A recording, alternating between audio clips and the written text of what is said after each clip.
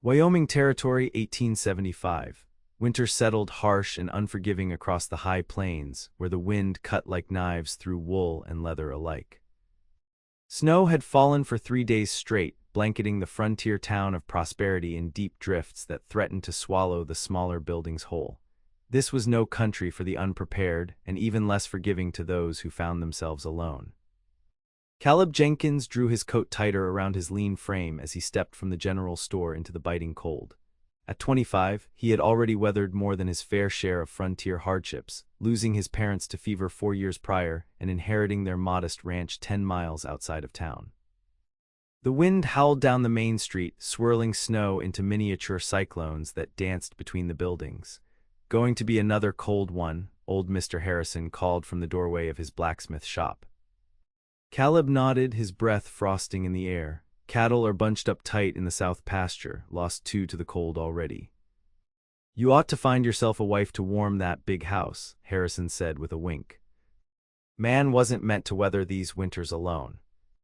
Caleb forced a smile but offered no reply. He'd heard it all before, the suggestions, the not-so-subtle hints about eligible daughters and nieces. The truth that sat heavy in his chest was that the frontier had no room for such sentimentalities. Love was a luxury he couldn't afford, not with a ranch to run and livestock to protect from rustlers, wolves, and the elements. His parents had loved fiercely, and where had it gotten them? Dead and buried, leaving their only son to shoulder the burden alone. No, he'd learned his lesson.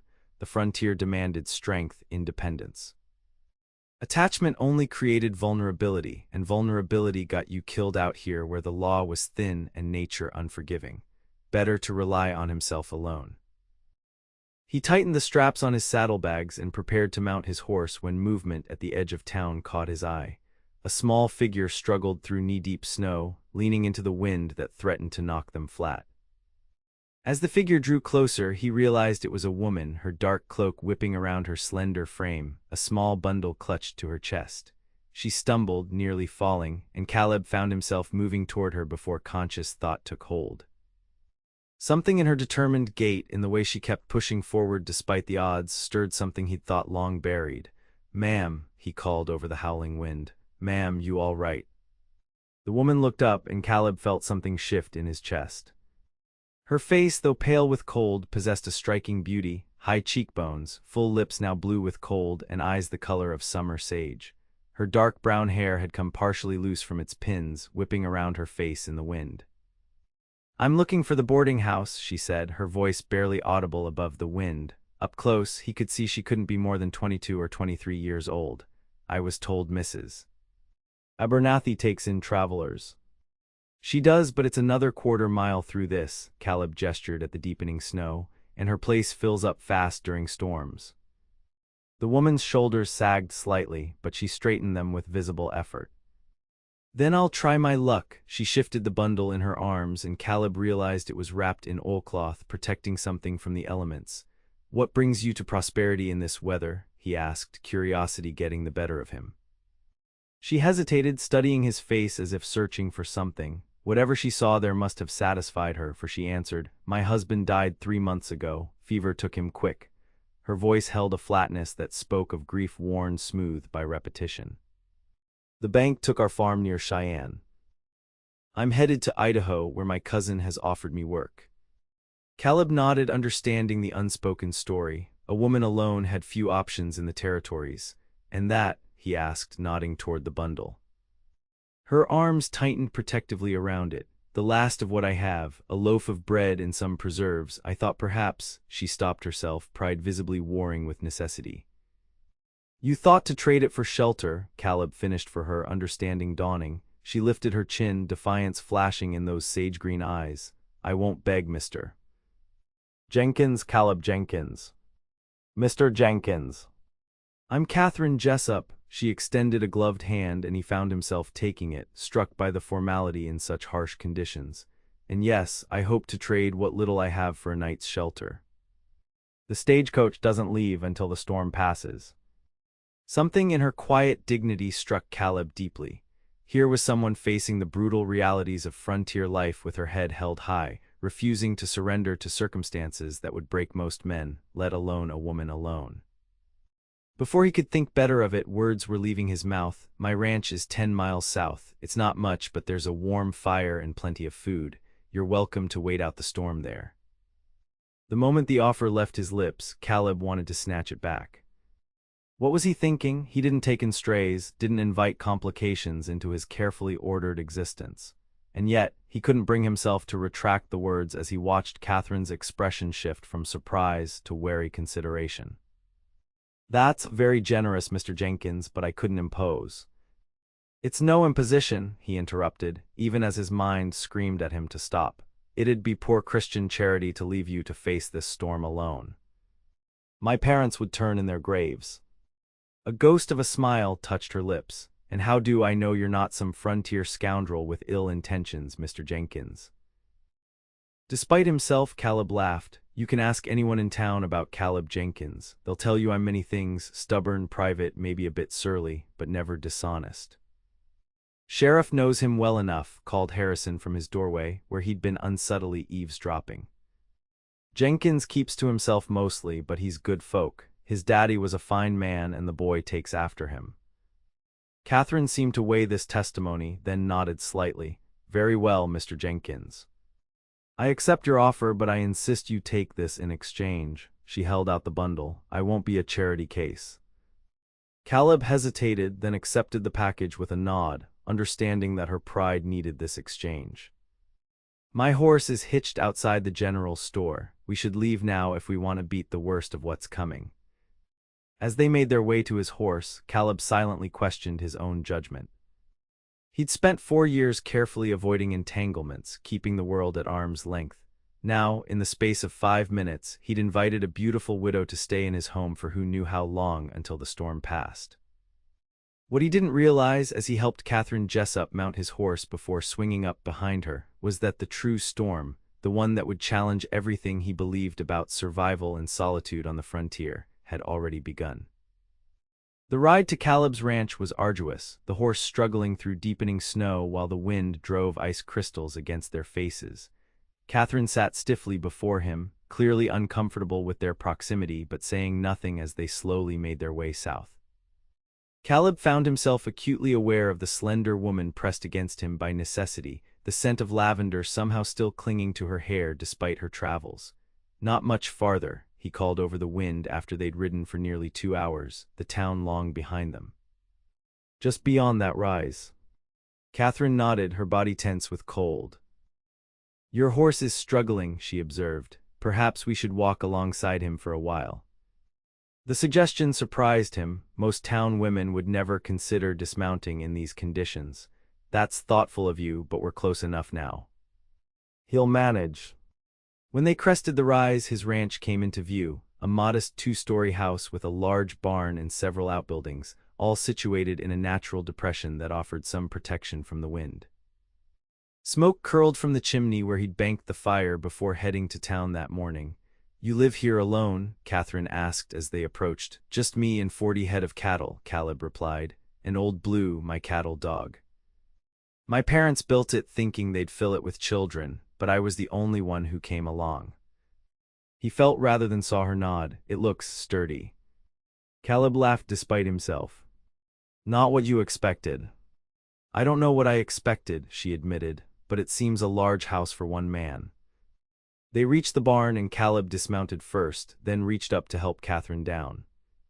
Even through their gloves and coats, he could feel how cold she was, her body nearly rigid with it. "Let's get you inside by the fire," he said, leading his horse into the barn. "I'll tend to Thunder after we warm you up." Catherine followed him toward the house, her steps faltering slightly. "I can help with the horse," she offered. "I grew up on a farm, I know how to care for animals." Again, she surprised him. "That's kind, but you're half frozen, house first." The warmth of the house enveloped them as they entered, and Caleb quickly moved to stoke the fire in the large stone fireplace that dominated the main room. The space was simply furnished but clean and well kept. A large oak table with 6 chairs, a sofa and armchair positioned near the fireplace, bookshelves filled with volumes that had been his mother's pride, and a kitchen area with a cast-iron stove.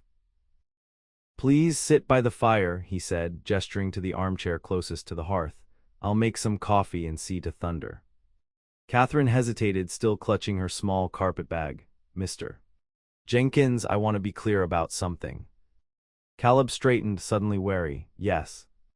I'm grateful for your hospitality, truly, but I want no misunderstandings between us. I am a widow in mourning, and while circumstances have forced me to accept your help, I expect proper behavior from a gentleman. Her directness took him aback, then he felt a flush of embarrassment creep up his neck. Mrs. Jessup, I assure you my offer of shelter was just that, nothing more. My mother raised me better than that. Something in her posture relaxed slightly. I'm sorry if I've offended you. It's just that a woman traveling alone learns to be cautious. No offense taken, Caleb said, though in truth, he was slightly stung that she would think him capable of such dishonorable intentions. The spare bedroom is upstairs, first door on the right. It was my parents'. I never could bring myself to sleep there after they passed. A look of understanding softened her features. Thank you, Mr. Jenkins. While Catherine warmed herself by the fire, Caleb returned to the barn to care for Thunder and check on his cattle. The physical work helped clear his head, which had been spinning since his impulsive offer in town, what had possessed him. 4 years of careful isolation, of proving he needed no one, and now he had a beautiful widow sitting in his parlor. When he returned to the house, stamping snow from his boots, he was greeted by the unexpected scent of cooking. Catherine had removed her cloak and stood at the stove, her dark brown hair now neatly pinned back, revealing the graceful line of her neck. She wore a simple dark blue dress, worn at the edges but well mended. I hope you don't mind, she said without turning. I found some potatoes and salt pork. It seemed the least I could do. You didn't have to cook, Caleb said, hanging his coat by the door. I know, but idle hands make poor guests. She finally looked at him, and in the warm light of the kitchen, her beauty was even more apparent, not the showy kind found in saloon girls, but something deeper, more substantial. Besides, I suspect your cooking might leave something to be desired. A reluctant smile tugged at his lips. My mother would agree with you there. They ate at the kitchen table, the storm howling outside making the warmth within seem all the more precious. Catherine ate sparingly, though Caleb could tell she was hungry. You should eat more, he said, pushing her bread toward her. There's plenty. She shook her head. I've learned to make do with less. Not in my house, Caleb insisted. Out here, going hungry is a luxury no one can afford. Catherine studied him for a moment, then took another piece of bread. Your parents, she said after a while, you mentioned fever took them. Was it recent? 4 years ago, Caleb replied, the familiar ache dulled but never quite gone. Summer of 71, first my father, then my mother 2 days later.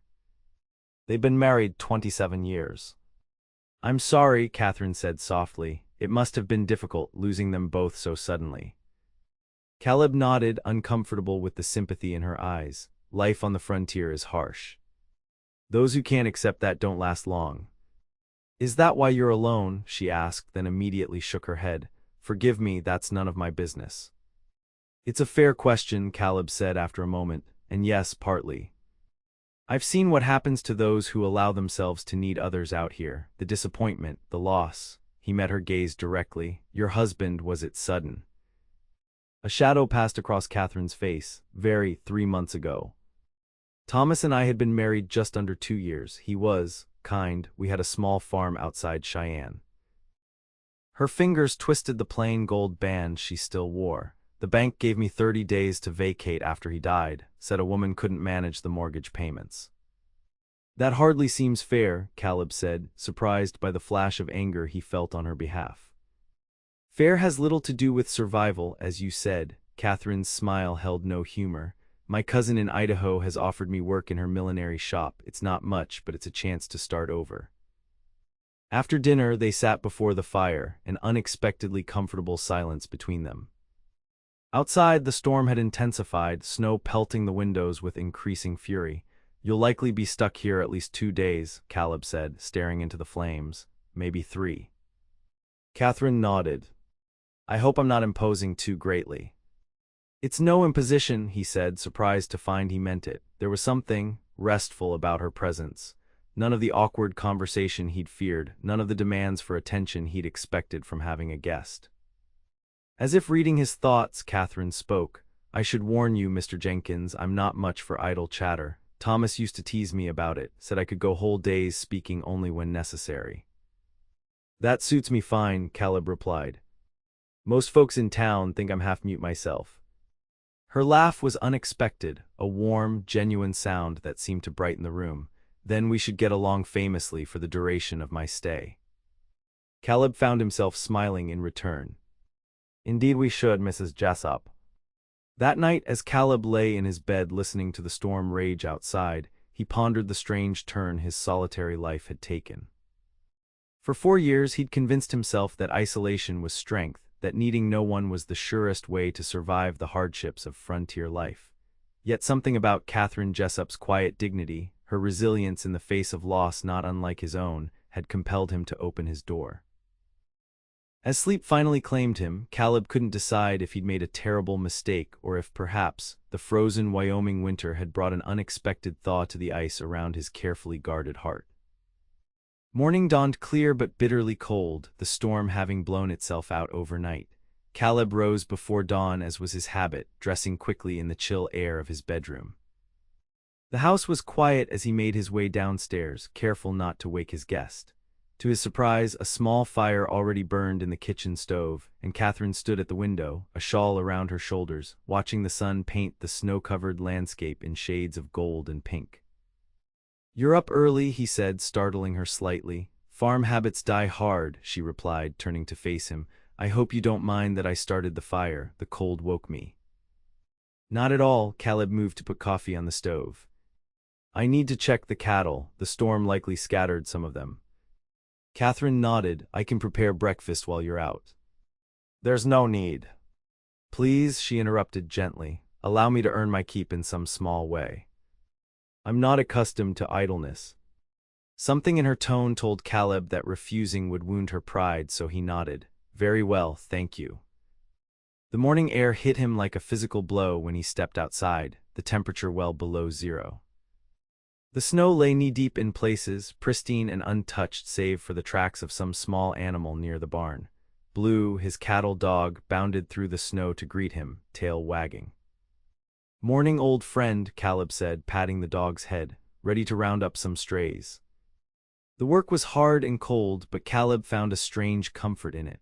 His breath clouded before him as he rode thunder through the snow-covered pastures, Blue darting ahead to help guide the scattered cattle back toward the sheltered area near the creek bed.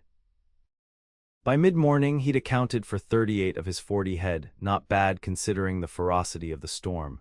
When he returned to the house, the scent of fresh bread greeted him, making his stomach rumble in appreciation. Catherine moved about his kitchen with quiet efficiency, her hair now braided and coiled at the nape of her neck. "I hope you don't mind," she said, gesturing to a mixing bowl on the table. "I found flour and yeast. Bread seemed a good way to repay your hospitality." "Mind, I haven't had fresh bread since." Caleb stopped, the memory of his mother's baking suddenly vivid and painful. Catherine seemed to understand. "Since your mother," she finished softly. "I thought as much. The supplies were there, but everything had a thin layer of dust." Caleb hung his coat by the door, embarrassed. "I never learned to bake" seemed pointless for just one person. "Well, now there are two, even if only for a few days." Catherine smiled, and Caleb was struck again by how it transformed her face, bringing warmth to features that otherwise carried the shadow of recent grief. "Breakfast is ready if you're hungry." They ate in comfortable silence, eggs, bacon, and fresh biscuits with preserved peaches that Catherine had found in the cellar. Caleb couldn't remember the last time he'd enjoyed a meal so much, and he found himself watching Catherine when she wasn't looking, noting the graceful way she moved, the thoughtful expression that seemed her natural state. "The road to town will be impassable for at least another day," he said as they finished eating. "Maybe 2. Catherine nodded. "I suspected as much. The stage won't run until the road clears anyway." "I need to mend some fences the storm damaged," Caleb said, rising from the table. "And there are still 2 cattle unaccounted for." "I can come with you," Catherine offered. "An extra pair of eyes might help." Caleb started to refuse automatically, then reconsidered. "It's bitter cold out there." "I'm no stranger to cold," she replied, already clearing the dishes, "and I'd rather be useful than sit idle by the fire all day." An hour later they rode double on Thunder, Catherine seated behind Caleb this time, her arms around his waist as they navigated the snow-covered landscape.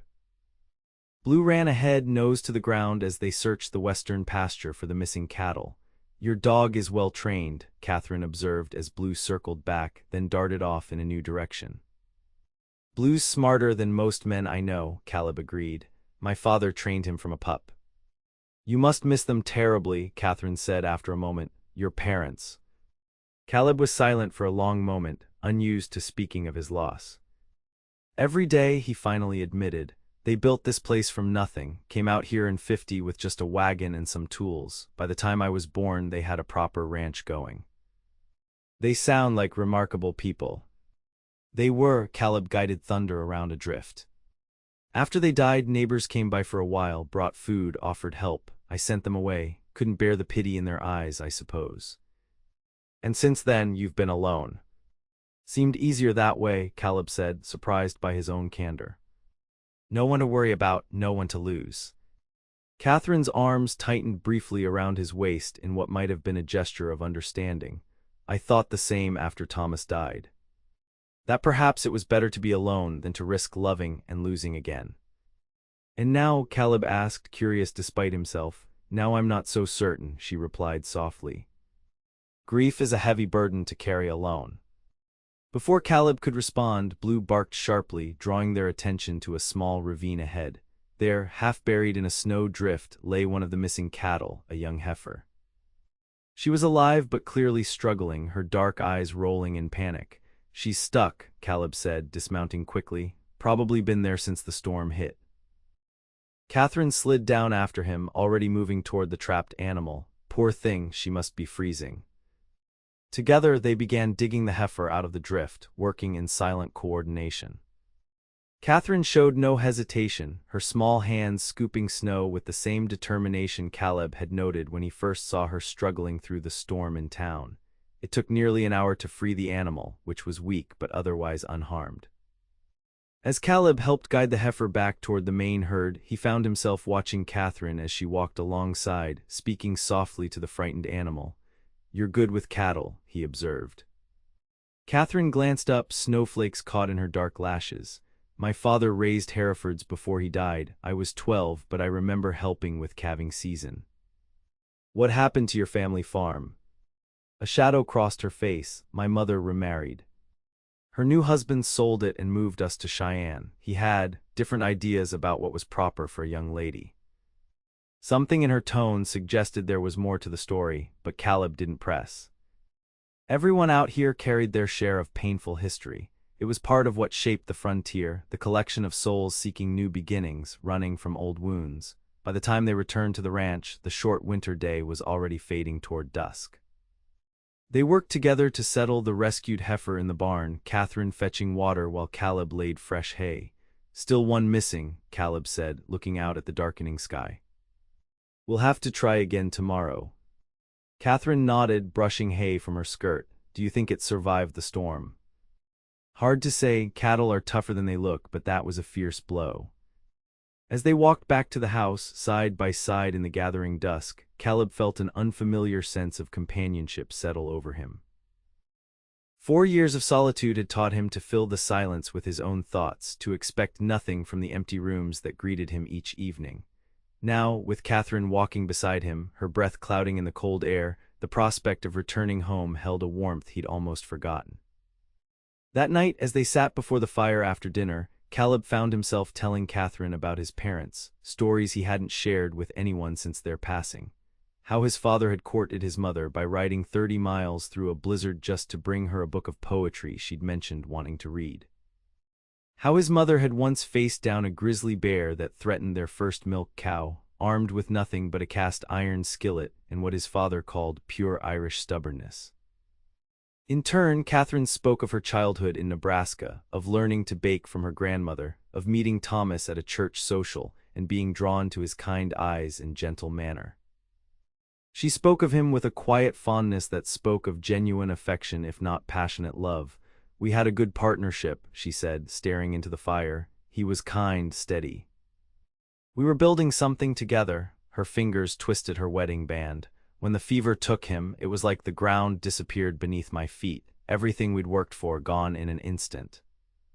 I'm sorry, Caleb said, meaning it. The frontier is unforgiving that way.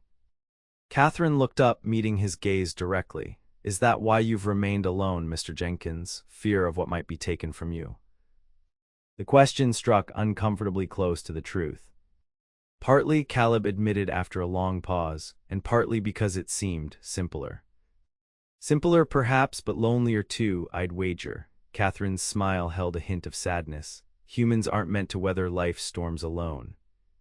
Even the strongest need shelter sometimes.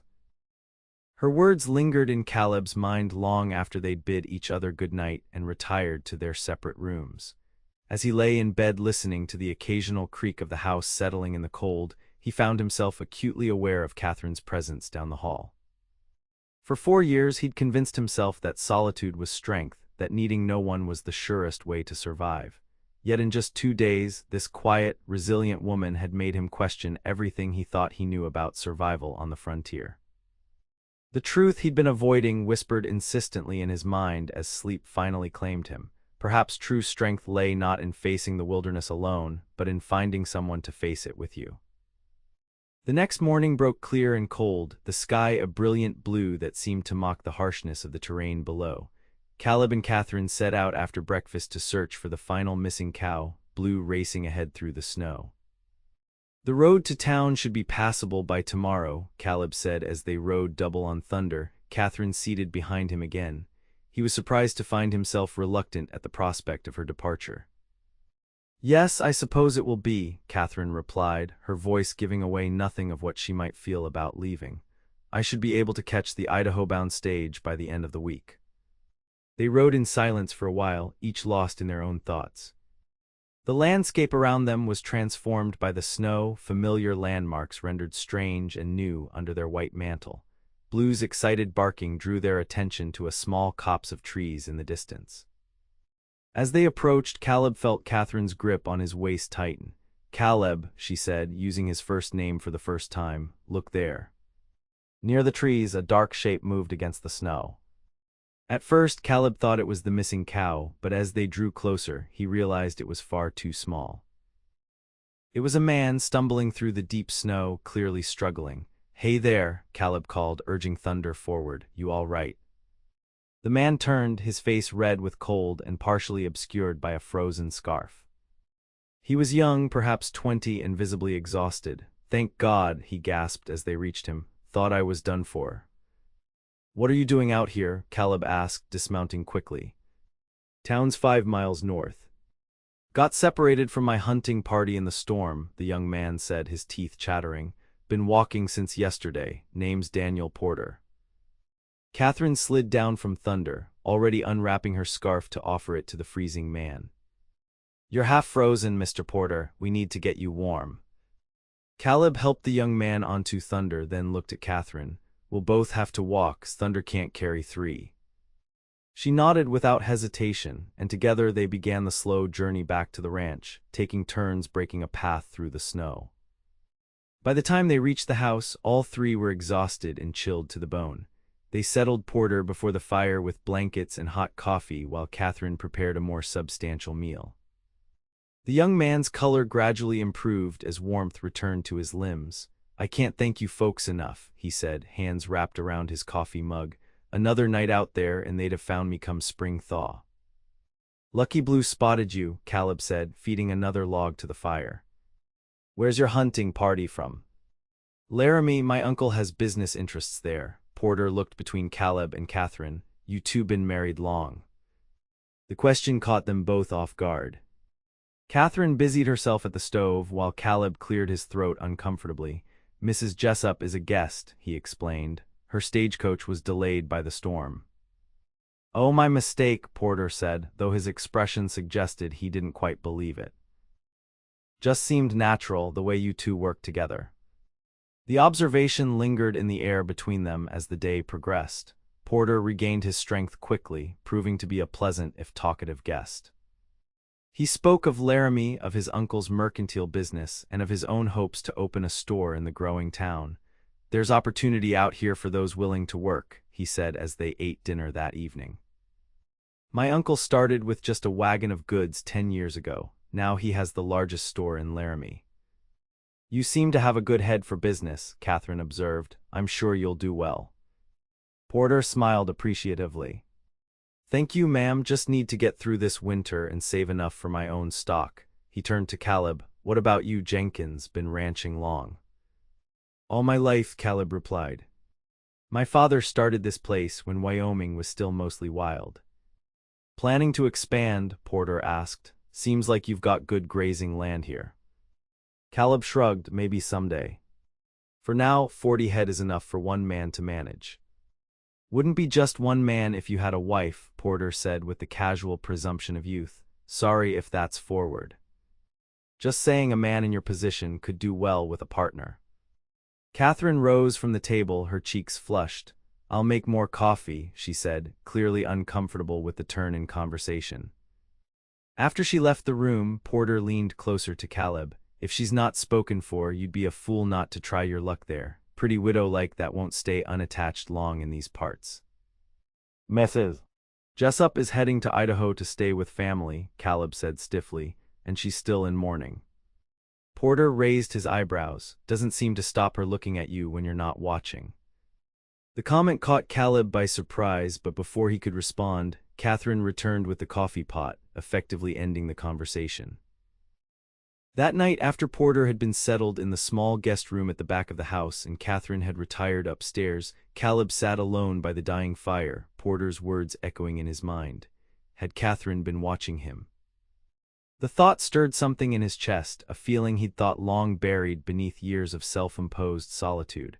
But even if Porter was right, what did it matter? Catherine was leaving for Idaho as soon as the roads cleared. She had a plan, a future mapped out that didn't include a solitary rancher in Wyoming, and he had his life here, the one he'd carefully constructed to require no one but himself. Yet as Caleb banked the fire for the night, he couldn't deny the change her presence had wrought in just 3 days. The house felt different, warmer somehow, and not just from the bread she baked or the fires she tended. For the first time in 4 years, it felt like a home rather than merely shelter. Morning revealed that the road to town was indeed clearing, patches of dirt and gravel now visible through the melting snow. The temperature had risen overnight, bringing a welcome respite from the bitter cold. After breakfast, Porter announced his intention to head to town, eager to telegraph his uncle in Laramie. I can't thank you both enough, he said as Caleb prepared to ride with him to the edge of the property. Not many would take in a stranger in these parts. Anyone would have done the same, Catherine said, handing him a small package of food for the journey. Porter smiled knowingly. I don't think that's true, ma'am, but I'm grateful all the same. He turned to Caleb, and I meant what I said last night. A man would be a fool to let a woman like Mrs. Jessup slip away. Caleb felt his ears grow warm as he busied himself with Thunder's saddle. Safe travels to Laramie, Porter. After seeing the young man off, Caleb returned to find Catherine in the barn, feeding the rescued heifer. She looked up as he entered, her expression unreadable. The road to town is clearing, she said softly. I should be able to catch the westbound stage tomorrow or the next day. Caleb nodded, a strange tightness in his chest. I can ride you into town when you're ready. Thank you, Catherine stroked the heifer's nose gently. I've been thinking about names for her. Seems wrong for her to have survived that storm without earning a proper name. What did you have in mind? Caleb asked, moving closer. Fortitude, Catherine said with a small smile, for her courage in the storm. Fortitude, Caleb repeated. It suits her. Their eyes met over the heifer's head and something passed between them, an understanding, perhaps, or a recognition of shared experience. They had both weathered storms, both physical and emotional, emerging changed but unbroken. The moment stretched between them, full of unspoken words, until Blue barked outside, breaking the spell. Catherine looked away first, her cheeks flushed. I should finish packing my things, she said, moving toward the barn door. Caleb watched her go, the words he wanted to say caught in his throat. What right did he have to ask her to stay?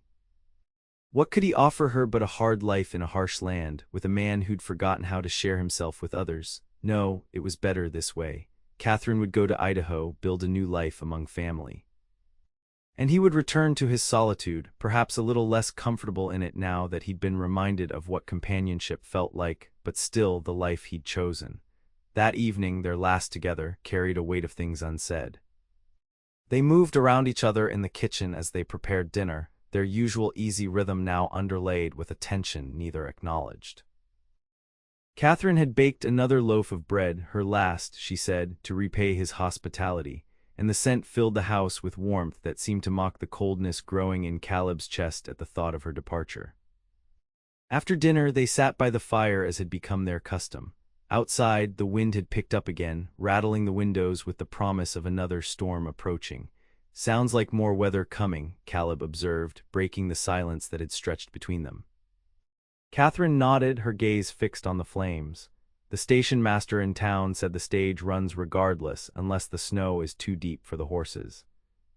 Another silence fell, heavier this time. Caleb found himself studying her profile in the firelight, memorizing the curve of her cheek, the way her lashes cast shadows against her skin. In just 4 days, she had transformed his house, and he was beginning to realize his heart. "Catherine," he began, then stopped, uncertain what he meant to say. She looked up, her eyes reflecting the firelight. "Yes." The words he wanted to speak seemed lodged in his throat, words about staying, about giving Wyoming another chance, about seeing if what had grown between them in these few days could become something more. But fear held him back, fear of rejection, fear of loss, fear of opening himself to the pain he'd so carefully walled away these past 4 years. "I'll miss your bread," he said finally, a poor substitute for what he truly meant. Something like disappointment flickered across her face, quickly masked. "I've written down the recipe," she said, gesturing to a piece of paper on the mantel. "It's simple enough even for a bachelor's skills." "Thank you." The inadequacy of his response hung in the air between them. Catherine rose suddenly, smoothing her skirt with hands that trembled slightly. "I should retire early. Tomorrow will be a long day." Of course, Caleb stood as well, awkward in his own home. "I'll have thunder ready after breakfast to take you to town." She nodded, then hesitated, looking up at him with eyes that seemed to search for something in his face. Whatever she sought, she apparently didn't find it, for she gave a small sigh and turned toward the stairs. "Catherine," Caleb called, halting her retreat. When she turned back, he found himself at a loss once more. "Sleep well," he finished lamely. "Good night, Caleb," she replied softly, and then she was gone, her footsteps fading up the stairs. Alone by the fire, Caleb cursed his own cowardice. 4 years of solitude had taught him to keep his thoughts to himself, to bury his needs and wants beneath a layer of stoic self-sufficiency. Now, when it mattered most, he found himself unable to speak the truth that was becoming increasingly clear. He didn't want her to leave, but what right did he have to ask her to stay? Catherine had plans, family waiting for her in Idaho. He had nothing to offer but a hard life on a small ranch in the Wyoming wilderness. And yet, in the few days she'd been here, the ranch had felt more like a home than it had in all the years since his parents died. Outside, the wind howled around the eaves, a lonely sound that seemed to echo the emptiness Caleb knew awaited him once Catherine departed. In just 4 days, she had slipped past defenses built over years of solitude, showing him that the life he'd chosen wasn't the only path available to him. As he banked the fire for what would be their last night under the same roof, Caleb made a decision. Tomorrow, before she left, he would speak his mind. The thought terrified him more than any blizzard or stampede ever could, but the alternative, letting her go without ever knowing what might have been, seemed suddenly unbearable. Morning dawned gray and threatening, the promised storm gathering on the horizon. Caleb rose early, tension keeping him from his usual sound sleep. The house was quiet as he dressed, no scent of coffee or bread greeting him as he descended the stairs. In the kitchen, he found a note propped against the coffee pot, written in Catherine's neat hand. "Mr. Jenkins, thank you for your hospitality these past days. I've decided to walk to town early as the weather looks to turn soon. The stage leaves at noon and I wanted time to secure my passage. Please know that your kindness will not be forgotten. Respectfully, Catherine Jessup." Caleb stared at the note, a cold feeling settling in his stomach. She was gone, without goodbye, without giving him the chance to say what he'd finally worked up the courage to express. Outside, the wind was picking up, carrying the first flakes of what promised to be another significant storm. If Catherine had left at dawn, she'd have a 2-hour head start on him. In good conditions, the walk to town took 3 hours. In the gathering storm, with the road still partially snow-covered, it would take longer. Without hesitation, Caleb grabbed his coat and hat, calling for Blue as he headed to the barn. Thunder wickered a greeting as Caleb quickly saddled him, his movements urgent. The thought of Catherine walking alone in the coming storm, the memory of how he'd found her struggling through the snow that first day, drove him forward with a determination he hadn't felt in years. The ride to town was tense, the wind growing stronger with each passing minute, driving snow into Caleb's face as he urged Thunder to a pace faster than was strictly safe on the slippery road. Blue ran ahead, seemingly understanding the urgency of their mission. They were about halfway to town when Blue barked sharply, veering off the road toward a small stand of cottonwoods. Caleb followed, heart pounding, and felt a surge of relief when he spotted a figure huddled against one of the larger trees, seeking shelter from the increasingly harsh wind. Catherine. He called, dismounting before Thunder had fully stopped. She looked up, surprise and something like shame crossing her features. Her cloak was dusted with snow, her cheeks red from the cold.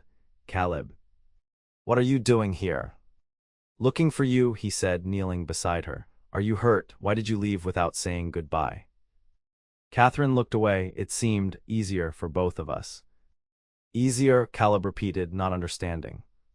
She met his gaze then, her eyes bright with unshed tears. "These past days have been, I've felt more at home in your house than I have anywhere since Thomas died, more at peace. It would have been too hard to say goodbye properly." The confession hung between them, honest and vulnerable in a way that demanded equal honesty in return. "Then don't say goodbye," Caleb said, the words coming easier now than he'd expected. "Stay." Catherine's eyes widened. "What?" "Stay," he repeated, taking her cold hands in his. "In prosperity, on the ranch, with me." The words tumbled out now as if a dam had broken. "I know we've only known each other a few days. I know it sounds mad, but these past days with you have shown me what I've been missing all these years. Not just companionship, but purpose, joy." He squeezed her hands gently. "I've been surviving, Catherine, not living. You've reminded me of the difference." She stared at him, shock giving way to something softer. "Caleb, I don't know what to say. I have family expecting me in Idaho." "Write to them," he said, emboldened by the fact that she hadn't immediately refused. "Tell them your plans have changed, or go to them first if you need to, settle your affairs and then come back." He paused, suddenly uncertain. "If you want to, that is. If you feel anything of what I'm feeling." The wind howled around them, the storm gathering strength, but Caleb barely noticed. Everything hinged on Catherine's next words, his future suddenly as unpredictable as the Wyoming weather. "I do," she whispered, her voice nearly lost in the wind. "Feel something, but it's so soon after Thomas and we hardly know each other and—" "We know what matters," Caleb interrupted gently. "We know we work well together.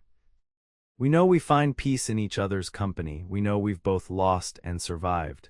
He reached up to brush a snowflake from her cheek, his touch tentative. "The rest we can learn day by day if you're willing." Catherine leaned slightly into his touch, her eyes closing briefly. When she opened them again, there was a new resolve there. "I'm afraid," she admitted, "not of you or of Wyoming, but of hoping again, of building something only to lose it." "I know that fear," Caleb said, understanding perfectly. "I've lived with it for 4 years, but I'm more afraid now of what I'll miss if I let that fear rule me, if I let you go without at least asking you to stay." A small smile curved Catherine's lips. "The day we found that heifer, Fortitude, you asked me if I still believed it was better to be alone than to risk loving and losing again. Do you remember what I said?" Caleb nodded. "You said you weren't certain anymore. That grief was a heavy burden to carry alone." "It is," Catherine said softly, "too heavy, I think, for any one person." She took a deep breath, her decision visibly forming. "Yes. Yes. Yes, I'll stay. Not immediately. I should write to my cousin, explain the change in plans. But yes, I want to see what might grow between us, Caleb Jenkins." Joy bloomed in Caleb's chest, unexpected and powerful. Without thinking, he leaned forward and pressed his lips to hers, a gentle kiss that held more promise than passion. Catherine stiffened in surprise, then softened against him, her free hand coming up to rest lightly on his shoulder.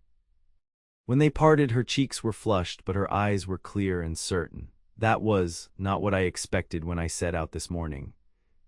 Caleb laughed, feeling lighter than he had in years. Nor I when I found your note. He stood, helping her to her feet. Come, we should get to town before this storm hits in earnest. You have a letter to write and a telegram to send. As they mounted Thunder together, Catherine seated before him this time, Caleb felt a sense of rightness settle over him. The future stretched before them, uncertain as the Wyoming wilderness but full of possibilities neither had dared imagine just days ago. What changed your mind? Catherine asked as they rode toward town, the snow falling more heavily now. About being alone, I mean. Caleb considered the question, his arms around her waist as he held Thunder's reins. I think it was watching you with that heifer fortitude. The way you didn't hesitate to help her, even though you barely knew me or my ranch, the way you spoke to her, gentle but strong. He paused. It made me remember what my mother used to say about frontier life. What was that? That it wasn't the land that broke people, but the loneliness. That humans needed each other to survive out here more than they needed guns or gold or good weather. He smiled against her hair. I didn't believe her then, I do now. Catherine leaned back slightly, her body warm against his despite the cold. Your mother sounds like a wise woman. She was, Caleb agreed. She would have liked you. They rode in companionable silence for a while, the snow falling around them, transforming the landscape into something magical and new. As the buildings of prosperity came into view, Catherine spoke again. I'm still a bit afraid, she admitted, of what lies ahead. So am I, Caleb replied honestly, but I think that's natural when something matters. Catherine turned slightly in the saddle, looking up at him with eyes that reflected his own cautious hope. Then we'll be afraid together, she said, and perhaps in time less so. Together, Caleb agreed, the word feeling right on his tongue, a promise and a prayer wrapped in one. As they rode into town, the snow falling thick around them, Caleb Jenkins realized that the widow who had tried to trade her last loaf for shelter had given him something far more valuable than bread. She had given him back his future, a future he no longer had to face alone. And as Catherine smiled up at him, her eyes bright with possibility, he knew that the home he had offered her was more than just shelter from a storm. It was the beginning of something neither had dared hope for after such loss, a second chance at happiness, at family, at love on the unforgiving but beautiful Wyoming frontier. 3 months later, as spring painted the Wyoming landscape in shades of green and gold, Caleb stood on the porch of his ranch house, watching as a wagon approached along the road from town. His heart quickened at the sight, though he tried to maintain a calm exterior. Blue ran ahead, barking excitedly as the wagon drew closer. Behind Caleb, the house stood ready, cleaned from top to bottom, new curtains at the windows, a vase of wildflowers on the kitchen table. He'd even asked Mrs. Harrison from town to help him select fabric for a new quilt for the master bedroom, his parents' old room, which would soon have new occupants. The wagon came to a stop in the yard, and Caleb moved forward, unable to contain himself any longer. Catherine sat beside the driver, her face breaking into a radiant smile when she saw him. She wore a new dress of soft blue cotton, her dark hair partially visible beneath a modest bonnet, and to Caleb's eyes she had never looked more beautiful. "Welcome home," he said, helping her down from the wagon. Catherine's hands trembled slightly in his. "It feels strange to be back," she admitted, "but right somehow." The past 3 months had been a whirlwind of activity and anticipation. After their conversation in the snowstorm, Catherine had indeed telegraphed her cousin in Idaho, explaining the change in her plans. She had traveled west as originally intended, but only to settle her affairs and collect her few belongings. Now she was back in prosperity, back to stay. "You've been busy," she observed, looking toward the house, where new window boxes awaited spring planting and fresh white paint brightened the trim. "Wanted it to be proper for you," Caleb said, suddenly self-conscious. "For us." Catherine's smile softened. "It's perfect." As the wagon driver unloaded Catherine's trunks, Caleb gave her a tour of the improvements he'd made in her absence. The kitchen now boasted new shelves for her preserves, the parlor had been rearranged to better catch the morning light, and upstairs, the master bedroom waited with its new quilt and freshly painted walls. "You've thought of everything," Catherine said, visibly moved by his efforts. Not quite everything, Caleb replied. He reached into his pocket and withdrew a small box. There's one more thing. Catherine's eyes widened as he opened the box to reveal a simple gold band, polished to a warm glow. It was my mother's, Caleb explained. My father gave it to her when they claimed this land, promising her a proper home would follow. I'd like to make you the same promise, Catherine, not just shelter, but a home.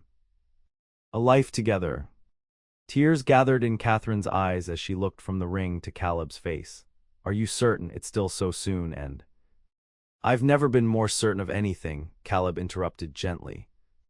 These past months without you have only confirmed what I already knew. My life is better with you in it, brighter, more complete. He took her hand in his.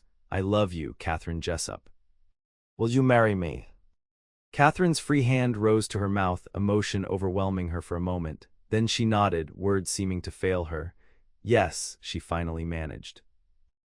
Yes, I will marry you, Caleb Jenkins. As he slipped the ring onto her finger, Caleb felt the last pieces of the walls he'd built around his heart crumble away. In their place grew something stronger, not the false strength of isolation, but the true resilience that came from connection, from building a life with someone who understood both your joys and sorrows. Outside, spring continued its gentle transformation of the Wyoming landscape. Inside, a similar transformation was taking place, a ranch house becoming a home again, two wounded hearts finding healing in each other, a future once thought impossible now unfolding before them like a prairie wildflower after winter's long sleep. The wedding took place 2 weeks later, a simple ceremony in the town's small church, attended by the handful of neighbors and townspeople who had known Caleb's parents.